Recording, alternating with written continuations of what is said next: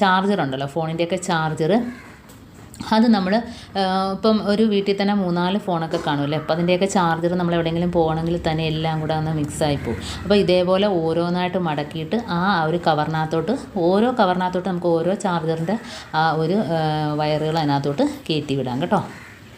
അപ്പോൾ ഒന്നിനോടൊന്ന് മിക്സായി പോകത്തതുമില്ല. നമുക്ക് ഇതിൻ്റെ ആ ഒരു വീതി വേണമെങ്കിൽ ഒന്നുകൂടെ ഇതുണ്ടോ കണ്ടോ, ആ കവറ് ഒന്നുകൂടെ വീതിയായിട്ട് നമുക്ക് മുറിക്കാനായിട്ട് പറ്റും.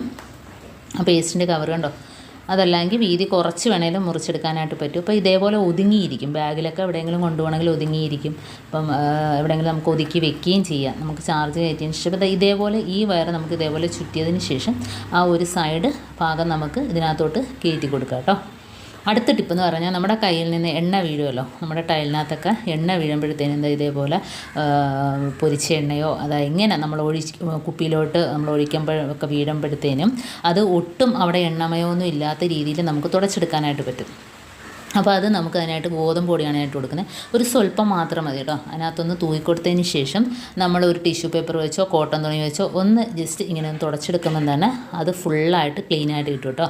ആ ഭാഗത്ത് പിന്നെ എണ്ണമയോ ഒന്നും കാണില്ല. ടൈലിലൊക്കെ വീണ് കഴിഞ്ഞാൽ കുട്ടികൾ തെന്നിപ്പോകും എന്നുള്ളൊരു പേടിയൊന്നും വേണ്ട. ഇതേപോലെ ചെയ്തെടുക്കുകയാണെങ്കിൽ ഉണ്ട്, ആ ഒരു ഭാഗത്ത് നനവ് പോലും ഇല്ല എണ്ണയുടെ. അപ്പോൾ ഇതേപോലെ ക്ലീനാക്കി എടുക്കാനായിട്ട് പറ്റും കേട്ടോ. അപ്പോൾ ഇതേപോലെ തന്നെ നമുക്ക് ഈ മാവിൻ്റെ പൊടിയില്ലെങ്കിൽ പൗഡർ വേണമെങ്കിലും ഇട്ടിട്ട് ഇതേപോലെ തുടച്ചെടുക്കാം. കണ്ടോ, ഫുള്ള് വേസ്റ്റ് അതിനകത്തോട്ട് കിട്ടിയിട്ടുണ്ട്. അടുത്ത ടിപ്പെന്ന് പറഞ്ഞാൽ നമ്മുടെ പൈപ്പ്, നമ്മുടെ ഇതേപോലെ ഏത് ടാപ്പാണെങ്കിലും സ്റ്റീലിൻ്റെയൊക്കെ ആണെങ്കിൽ മങ്ങിക്കിടക്കും. അപ്പോൾ പെട്ടെന്ന് വെളുക്കണമെങ്കിൽ ഇതേപോലെ ജസ്റ്റ് ഒന്ന് പേസ്റ്റ് തേച്ച് കൊടുക്കാം. ഇതേപോലെ ഒന്ന് ചെറുതായിട്ടൊന്ന് തേച്ച് കൊടുത്തതിന് ശേഷം നമ്മൾ സ്പോഞ്ച് വെച്ചിട്ട് ഒന്ന് തേച്ച് കൊടുക്കുമ്പോൾ തന്നെ നല്ല പുതിയ ടാപ്പ് എങ്ങനെയാണോ നമ്മൾ മേടിച്ച് ആ ടാപ്പിൻ്റെ രീതിയിൽ തന്നെ വെട്ടിത്തിളങ്ങുന്നതായിട്ട് നമുക്ക് കാണാനായിട്ട് പറ്റും.